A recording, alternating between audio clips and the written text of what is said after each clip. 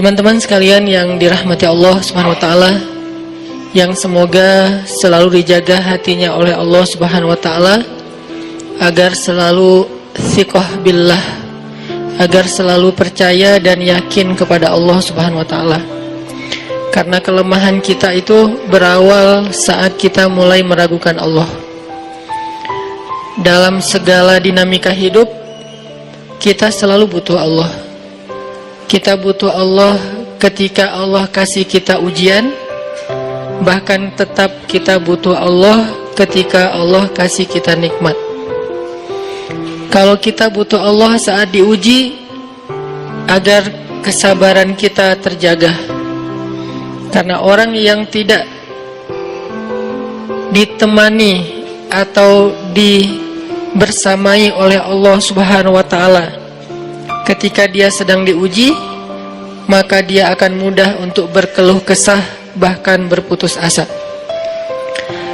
Kebersamaan Allah kepada dia saat dia diuji itu adalah Allah Subhanahu wa taala menghibur hatinya.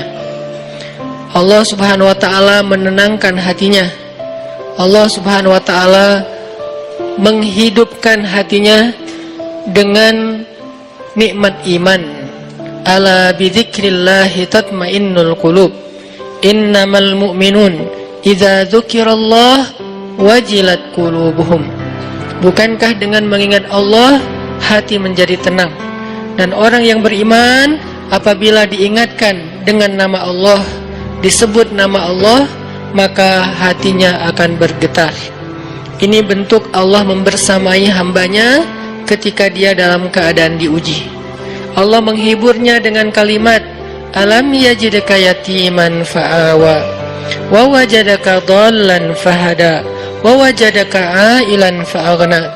Allah menghiburnya dengan kalimat, inna a'tainakal kautsar. Allah menghiburnya dengan kalimat, kalla saya'lamun summa kalla saya'lamun.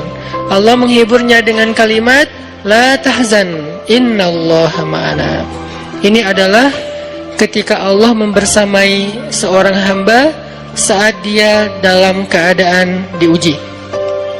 Allah membersamai hamba juga ketika dia dalam keadaan diberi nikmat.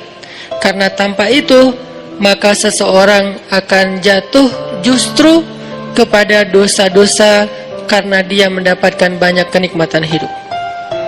Kalau Allah Subhanahu wa taala tidak menjaga dia saat dia diberi nikmat, maka nikmat itu justru menjadi jalan bagi dia untuk terjerumus kepada banyak dosa.